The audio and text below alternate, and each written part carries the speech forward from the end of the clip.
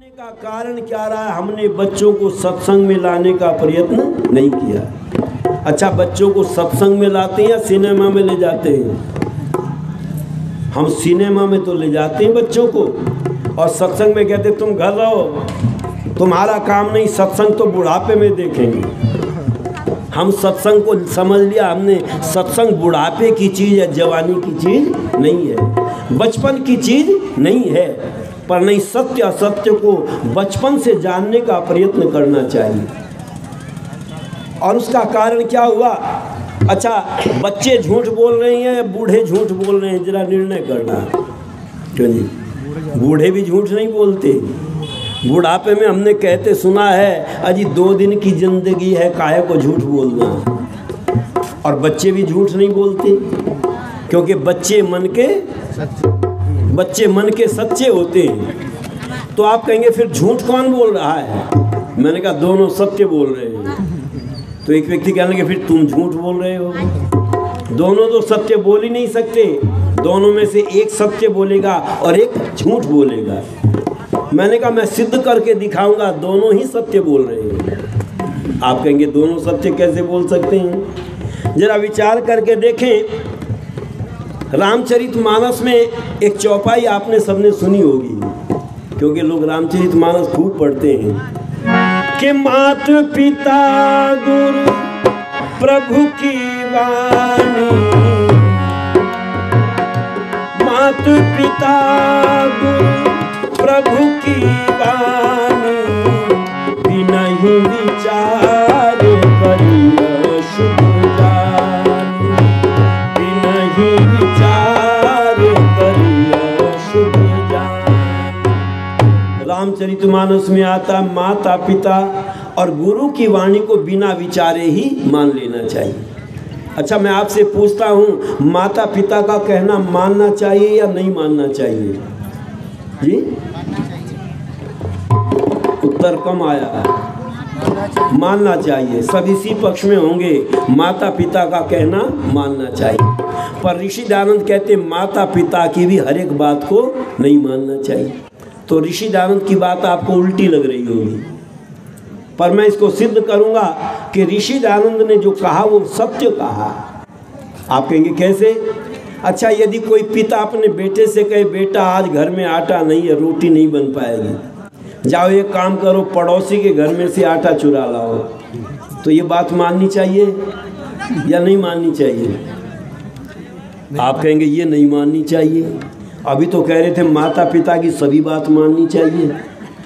बस ऋषि दयानंद यही तर्क देते हैं, कौन सी बात माननी चाहिए, कौन सी नहीं माननी चाहिए। जब ये ज्ञान हो जाएगा तब जीवन सुखी हो जाएगा। और जब तक ये कहेंगे बिना विचारे ही मान लेना चाहिए, तब तक विनाश होता रहेगा।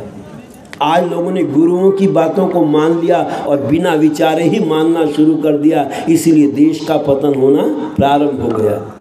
पर ऋषि दयानंद कहते हैं कौन सी बात माने कि जो वेद के अनुकूल है वो बात मान लेनी चाहिए, और जो वेद के विरुद्ध है उस बात को नहीं मानना चाहिए। और मैं कुछ उदाहरण आपको देना चाहता हूँ। आप रामायण को तो मानते हैं या नहीं मानते? सब मानते हैं। रामायण में आता जिस समय मर्यादा पुरुषोत्तम श्री रामचंद्र जी महाराज को वनवास हो गया, कैकेयी ने वनवास मांग लिया, तो राम को बुलाया गया और श्री राम कोप भवन में जाते हैं। अपने पिता महाराज दशरथ को पैर छू करके अभिवादन करते हैं, पर महाराज दशरथ ने कोई उत्तर नहीं दिया। दूसरी बार फिर अभिवादन करते हैं, फिर भी कोई उत्तर नहीं मिला। तीसरी बार अभिवादन करते हैं, तीसरी बार भी कोई उत्तर नहीं मिला। तो व्याकुल होकर के राम पूछते, माँ जब मैं पिताजी को अभिवादन करता था तो पिताजी मुझे हृदय से लगाते थे, मेरे सर पर हाथ फेरते थे, मेरे मस्तक को सूंघते थे और मुझे आशीर्वाद दिया करते थे। आज पिताजी मुझसे नाराज क्यों है? कहा बेटा तुम्हारे पिता तुमसे डरे हुए हैं। कहा क्यों डरे हुए हैं? इसलिए डरे हुए हैं कहीं राम मेरी आज्ञा का उल्लंघन न कर दे।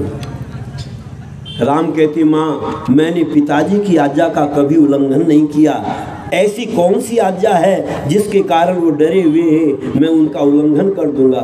माँ बताओ तो सही क्या कारण है, पिताजी मुझसे नाराज क्यों हैं? तो कहते हैं बेटा राम, मैंने तुम्हें 14 वर्षों का वनवास मांग लिया है और तुम्हारे बदले में भरत को राजगद्दी मांग ली है। बस इसीलिए डरे हुए हैं कहीं राम मेरी आज्ञा का उल्लंघन न कर दे। बस ये सुनना था। श्री राम कहते हैं कि सुन जननी सोई सुत बड़ भागी, सुन जननी सोई सुत बड़ भागी, जो भी तुम्हारे बचन अनुराग, जो भी तुम्हारे बचन अनुराग। माँ बस मुझे इतनी देर लगेगी, मैं माता कौशल्या से विदाई ले आऊं, उसके बाद एक पल को भी नहीं ठहरूंगा। और जिस समय राम माता कौशल्या के पास में गए, उस समय देखा माता कौशल्या बैठी हुई यज्ञ कर रही थी। देखो ये यज्ञ आर्य समाजियों ने नहीं चलाया है, ये तो पहले प्राचीन काल से होता आया है। और योगी राज कृष्ण अर्जुन को समझाते हैं, प्रजापति ब्रह्मा ने कल्प के आदि में इस यज्ञ सहित प्रजाओं को रचा। पर लोगों ने प्रचार करना शुरू कर दिया, ये तो आर्य समाजियों ने चलाया, हम तो ऐसा नहीं है। माता कौशल्या बैठी हुई यज्ञ कर रही थी। आप जब बैठी हुई यज्ञ कर रहे थे तो ऐसे ही लग रहे थे जैसे दशरथ और कौशल्या ही बैठी हुई। पता चला ये यज्ञ करने का अधिकार वैदिक धर्म आपको देता है। राम को आते हुए देखा और कौशल्या ने कहा बेटा राम बैठो, कुछ जलपान करके जाना, नहीं तो तुम राजकाज में व्यस्त हो जाओगे, तुम्हें समय नहीं मिलेगा। पर राम कहते माँ मैं तो आपसे विदाई लेने के लिए आया हूँ। पूछा बेटा विदाई कहाँ के लिए? तो राम कहते हैं अवध के बदले माता मुझको राज मिला है वन का, राज मिला है वन का। अवध के बदले माता मुझको राज मिला है वन का, राज मिला है वन का। दो वर के कई मांगे, चाहते थे पूज्य पिता पर, आज उन्हें मांगा है पिता से उचित समय को पाकर, उचित समय को पाकर। राज भरत को और मुझे देश है वन को गमन का, राज मिला है वन का। अवध के बदले माता मुझको राज मिला है वन का, राज मिला है वन का। माँ मैं 14 वर्ष के लिए वन को जाना चाहता हूँ। 14 वर्ष को माता अब मैं वन जाऊंगा, 14 वर्ष के बाद अवध में लौट के मिल पाऊंगा, लौट के मिल पाऊंगा। करना पड़ेगा माता तुमको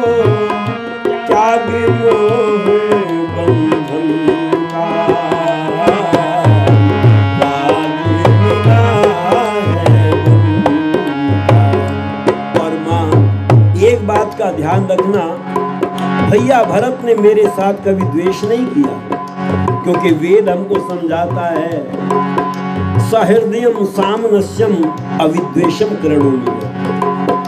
तुम सहृदय बनकर के रहना, एक दूसरे के पृथ्वी द्वेष मत करना।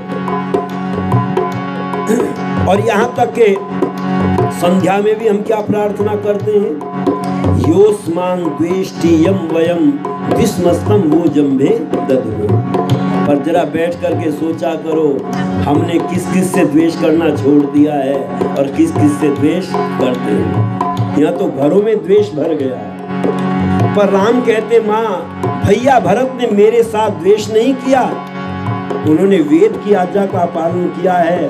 वेद कहता, माँ भ्राता भ्रातरम दीक्षण, भाई भाई से द्वेष न करे, बहन बहन से द्वेष न करे। तो भैया भरत ने भी वेद की आज्ञा का पालन किया है। तुम भी ध्यान रखना, द्वेष न कभी किया जिसने निज जीवन में, द्वेष भावना भरत के प्रति कभी न लाना मन में, कभी न लाना मन में। रखना ध्यान हमेशा सीता लक्ष्मण शत्रुघ्न का, राज मिला है उनका। माँ मैंने भरत से द्वेष नहीं किया और भरत ने भी मुझसे द्वेष नहीं किया, तुम भी भरत से द्वेष मत करना। कभी तुम ये समझ लो भरत ने मेरे बेटे को वन में भिजवा दिया है, इसमें भरत का कोई दोष नहीं है। पर राम की बात सुनकर के माता कौशल्या ने कहा, राम ठहरो, यदि तुम्हारे पिता तुम्हें वन में भेजना चाहते हैं तो ध्यान रखना, पुत्र पर केवल पिता का ही अधिकार नहीं होता, माता का भी अधिकार होता है। मेरा भी तुम पर अधिकार है, तुम मेरा कहना मानो और गद्दी पर बैठो, देखे तुम्हें कौन हटाता है। आज का राम होता तो कहता, माँ बस मेरी मन की तो तू ही जानती है, पिता तो मेरा दुश्मन है, वो तो मुझे चाहता ही नहीं है, और एकदम छलांग लगा करके गद्दी पर बैठ जाता। पर क्या राम ने माता की बात मानी? कहते, माँ मैं जानता हूँ पिता से बड़ा अधिकार तुम्हारा है। और गीत इसीलिए लिखा कि नारी जाति का पुरुषों से है ऊंचा स्थान, पढ़ा और देखा है। नारी जाति से पुरुषों का, नारी जाति का पुरुषों से है ऊंचा स्थान, पढ़ा और देखा है। माता निर्माता होती है, सज्जन कहते आए हैं। माता निर्माता होती है, सज्जन कहते आए हैं। ऋषि मुनि और वीर बहादुर माँ ने गोद खिलाए हैं। जन्मे हैं धरती के ऊपर महापुरुष बलवान, पढ़ा और देखा है। नारी जाति का पुरुषों से ऊंचा है स्थान, पढ़ा और देखा है। कौशल्या ने कहा, राम ठहरो, पिता से बड़ा अधिकार माता का होता है। और आज ये माताएं क्या मांग कर रही हैं? देखो, हमने अपने इतिहास को ढंग से नहीं पढ़ा, इसलिए हमारा पतन होना प्रारंभ हुआ। आज भारत के अंदर मांग हो रही है, हमें पुरुषों के बराबर अधिकार चाहिए। महिलाएं क्या मांग कर रही हैं? हमें पुरुषों के बराबर अधिकार चाहिए। और कौशल्या कहती है, पिता से बड़ा अधिकार माता का होता है। तो ये अपने अधिकार को बढ़ाना चाह रही है, घटाना चाह रही है। पर हमारे यहाँ तो मांग वही उठती है जो विदेशों में उठती है। जो हमारे यहाँ नारे बनकर के विदेशों से आते हैं, हर चीज़ विदेशी है। हम